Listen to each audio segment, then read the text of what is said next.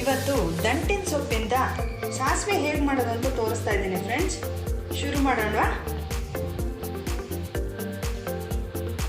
ಇದಕ್ಕೆ ಬೇಕಾಗಿರೋ ಇಂಗ್ರೀಡಿಯೆಂಟ್ಸ್ ಅಂದರೆ ಸೊಪ್ಪು, ದಂಟಿನ ಸೊಪ್ಪು ತೊಗೊಂಡಿದ್ದೀನಿ ನಾನಿಲ್ಲಿ, ಸಾಸಿವೆ 1/4 ಟೀ ಸ್ಪೂನ್, ಹಸಿ ಮೆಣಸಿನಕಾಯಿ 1, ನಾನಿಲ್ಲಿ ಚಿಕ್ಕ ಚಿಕ್ಕ ಮೆಣಸಿನಕಾಯಿ ತೊಗೊಂಡಿದ್ದೀನಿ,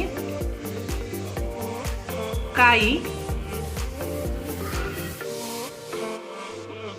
ರುಚಿಗೆ ತಕ್ಕಷ್ಟು ಉಪ್ಪು, ಜೀರಿಗೆ 1/4 ಟೀ ಸ್ಪೂನ್, ಎಣ್ಣೆ 2 ಸ್ಪೂನ್, ತೆಂಗಿನಕಾಯಿ, ಸಾಸಿವೆ ಹಾಗೂ ಹಸಿಮೆಣಸನ್ನು ರುಬ್ಕೋಬೇಕು ಫಸ್ಟು.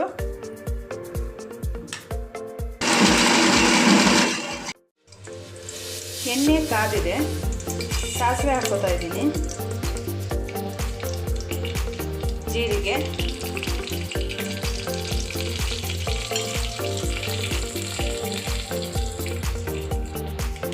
ಈಗ ಸೊಪ್ಪನ್ನು ಸೇರಿಸ್ಕೊತಾ ಇದ್ದೀನಿ.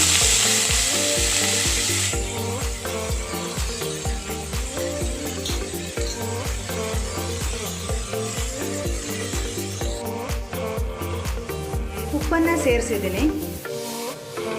ಮುಚ್ಚಳವನ್ನು ಮುಚ್ಚಿ ಬೇಯಲು ಬಿಡಬೇಕು.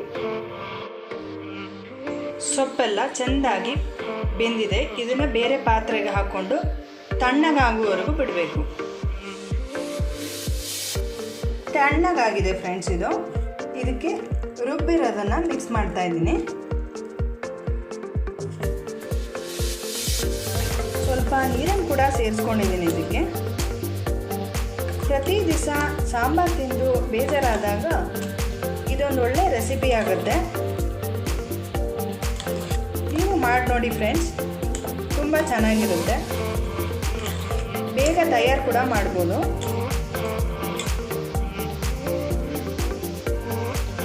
ದಂಟಿನ ಸೊಪ್ಪಿನ ಸಾಸಿವೆ ರೆಡಿಯಾಗಿದೆ ಫ್ರೆಂಡ್ಸ್. ನೀವು ಮಾಡಿ ನೋಡಿ, ಲೈಕ್ ಮಾಡಿ, ಶೇರ್ ಮಾಡಿ, ಹೇಗಿದೆ ಅಂತ ಕಮೆಂಟ್ ಮಾಡಿ.